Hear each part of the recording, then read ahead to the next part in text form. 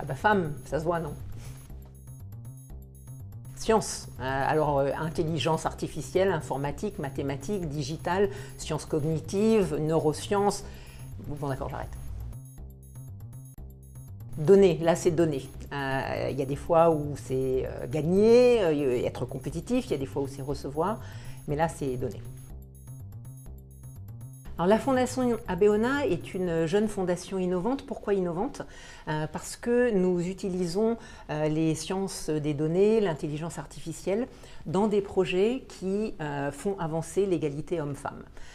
Nous soutenons des projets que nous comprenons avec une utilisation des technologies de manière responsable, de manière éthique. Et le but, c'est de redresser des inégalités entre les hommes et les femmes. Dans le domaine de la santé, par exemple, il y a des maladies chroniques qui touchent plus les femmes que les hommes.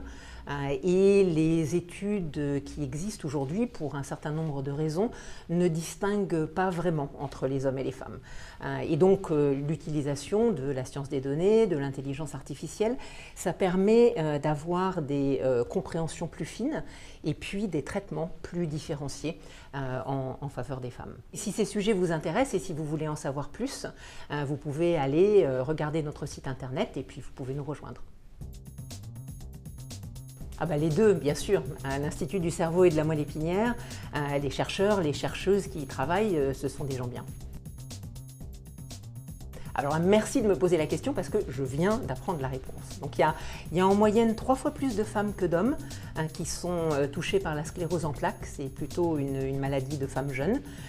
Et puis en ce qui concerne Alzheimer, il y a à peu près 50% de plus de femmes qui sont touchées. Au début, on pensait que c'était parce qu'elles vivent plus longtemps, mais en fait ça n'explique pas complètement la différence.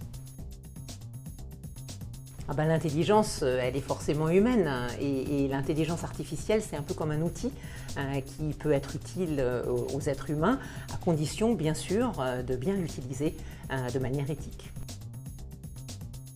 Nos 2 premiers projets sont des projets de l'Institut du cerveau et de la moelle épinière qui traitent des données de très grande dimension.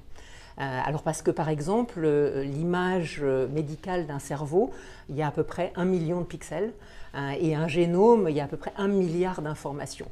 Et quand on fait des études médicales, on va regarder un certain nombre de patients, hommes et femmes, sur un certain nombre d'années, donc on arrive à vraiment des très grandes dimensions.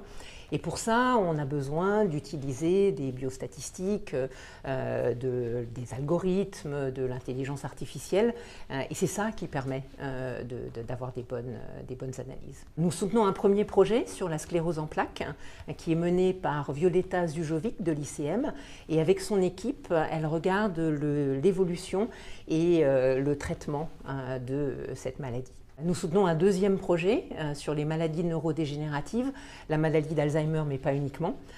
C'est une équipe qui est dirigée par Olivier Colliot de l'ICM et du CNRS.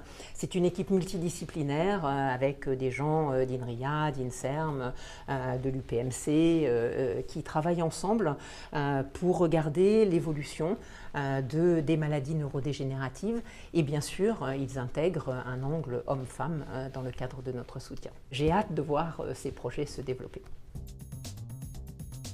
Ah ben, collectif bien sûr, parce que quand on est seul on peut faire un certain nombre de choses mais moins, donc c'est collectif. Les deux ensemble, hein, sans ignorer les unes ni les autres, mais les deux ensemble.